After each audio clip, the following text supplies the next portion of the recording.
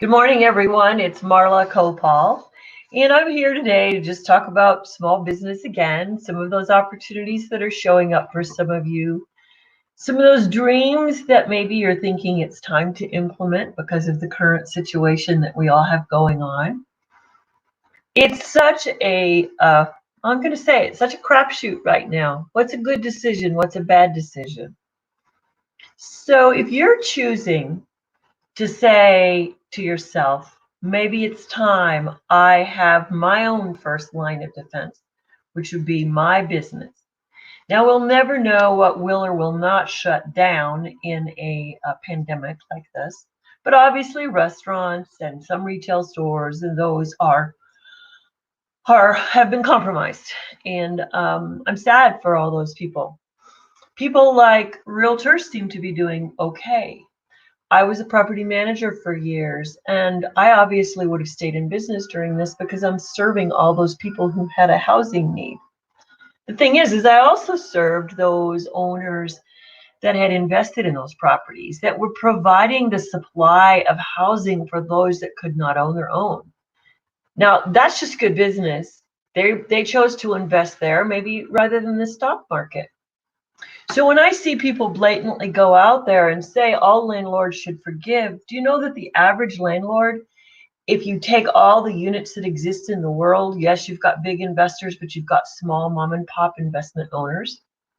They may only have one or two properties, and they need to pay those mortgages or they'll lose that property, and then that person will lose their place to live. So it has to be a combined effort, renter, tenant, whatever, and landlord, to make it all work, because that property needs to stay on the market. So now let's look at some other things that are going on when you're choosing a small business or you're choosing an investment to bring in additional revenue stream. You have to assess yourself. You really do. And you have to decide how much. The first thing, so I told you today to get your paper and your pencil out. I think you have to assume that you have skills. You've made it this far in your life, so celebrate who you are, but I want you to list your skills. And then I want you to list your beliefs in yourself. So now you've got skills and now you've got beliefs. I'm not talking about any sentence that starts with I could have or I could do. I want you to assess your current skill base. You willingly talk to people. You meet people in line and they become a pen pal. And I know pen pal is an old term, but they become a new Facebook friend. So what is it that you do well? And what are the beliefs you have about yourself? And I want you to spend a week on that. I want you to spend a week and I want you to write down anytime you hear yourself, oh, I don't have da da da da da, or I can't, or I should.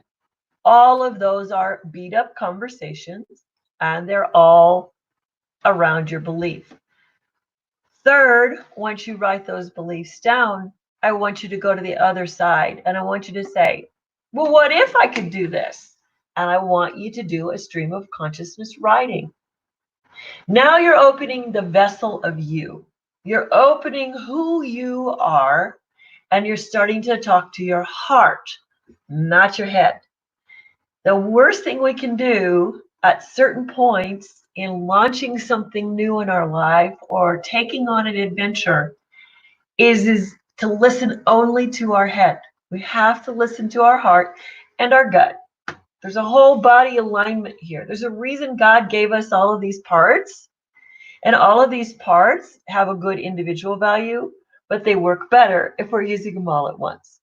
So just take those steps and write, and I would encourage all of you to messenger me, send me some of those things that you're finding, because I'm going to poke at this some more. So now let's go on. Let's say you're assessing, I'm going to do a side business in this network marketing company, or I'm looking at a franchise. We've got all of our family savings out here. We were saving it for retirement from 20 years from now. Is this where we want to go? You know, it sounds really good when somebody's got the cookie cutter box. You do this, you find the building, we've got the processes. They take a cut every month. They still never, ever, ever talk to you about, are you really a good salesperson? Are you someone who presents and represents yourself well? Are you someone who will have patience when a customer is dissatisfied? Do you have resolution skills, or are you a pleaser and all you're going to know to do is to apologize but not know how to make it better? There are so many things that you can do when you're a business owner to reduce your stress level by how you accurately, confidently, directly resolve customer issues. And those customer issues sometimes start with what you do when you sell the product. Do you overpromise? Just just give it the way it is. Don't do any over stuff.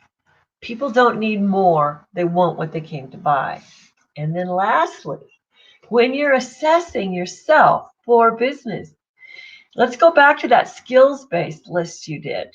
And that I can't do this, I won't do this, whatever. I don't want to be perceived as is another area that people will get into a business decision and then all of a sudden they say, I don't want to be perceived as pushy, as opinionated, as powerful, whatever it is, they go into denial. And so, wait a minute, let's stop. We all have a right to our confidence. We all earned it. We've paid dues.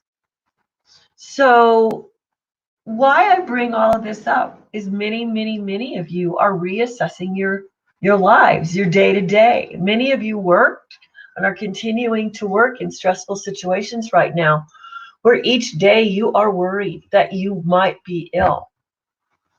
You know, it is okay to think about that. It is okay to be concerned. It is okay to take care of yourself. And taking care of yourself may mean that today you're planting the seeds to self-discover, to see if there are businesses out there that you could totally give your heart to as well as your head.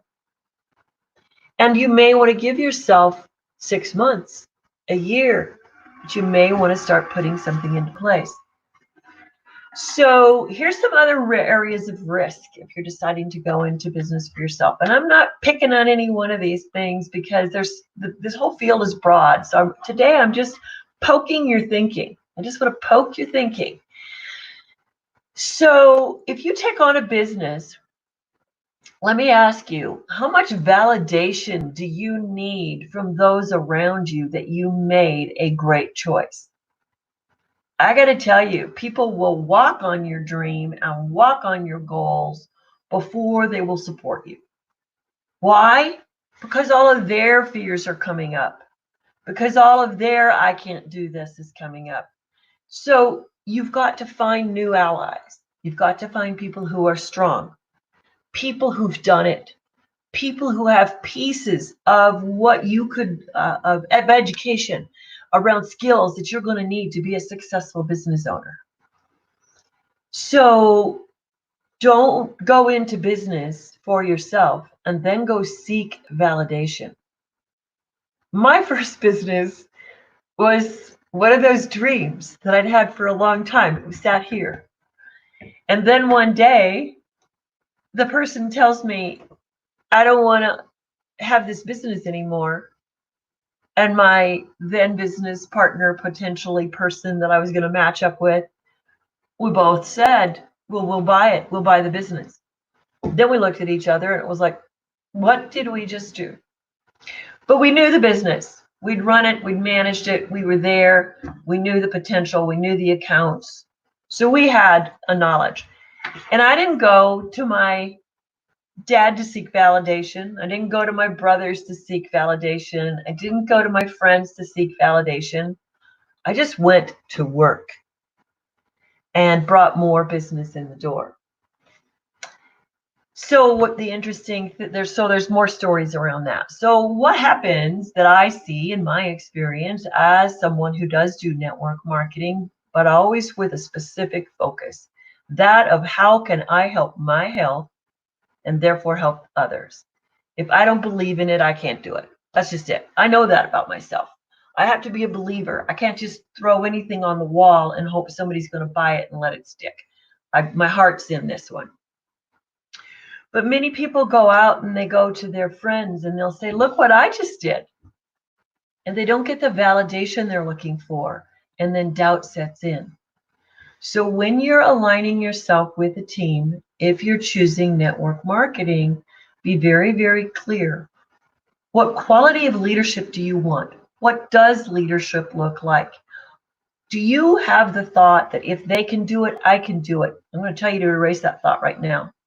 Everybody tells you that in businesses, all you have to do is to duplicate the other person. No one will ever duplicate my style. They can duplicate my organization. They can duplicate the education that I give myself when I start a business. They can duplicate all the resources that I choose to use if they will work for them, but they will not change my conversational style. That is mine. So I like to help people develop their own conversational style. But there are myths that are out there that you can buy a book of scripts and that's going to do it. That's always leaving the buyer out of the equation. So I'm going to stop today because I think that this is a bucket full of stuff. But I want you to really think that if you're going to do a business, how many have you done before? How many side hustles have you done before? And I want you to be really logical with yourself. Use your head right now and go back and say, why was this that I did not continue? I'm not going to say you did not succeed. You chose not to continue. Why did you choose not to continue? And it's not an emotional thing. Now, so you make the list. Why did I choose not to continue? It interfered with family time. It interfered with whatever. The 5-hour-a-week myth that someone told me isn't possible. I don't know how to carve 5 hours out of my week. Okay, there's the head. Now go to the heart. And you say, heart, what stopped me? What stopped me from sharing this product? What stopped me from getting started? And answer those questions. When you have those answers there, and then you find someone sharing a network marketing business with you, who's ready to say, hey, what have you done before? What did you learn from that? What do you see as your challenges right now? How can I help? Then that's possibly a network marketing business to start looking at. Don't listen to the conversation about money, because there's only a certain percentage that do that. We know that 50% of the people that start network marketing don't make it a year, and that's because they hadn't done pre-planning. So I'm not talking about the product you need. I'm talking about the concept of, 1, I believe in small business. 2, I believe in network marketing. 3, I don't believe in the processes that are used to get many people to make a choice to buy a franchise or to buy into network marketing. So if you want more on that, you can stay in touch with me through Messenger. I'm Marla Kopal. My phone number is 719-964-2268. And I will be back on again at 8:30 Tuesday morning Mountain Time. Thank you, everyone, for watching and listening. Bye-bye.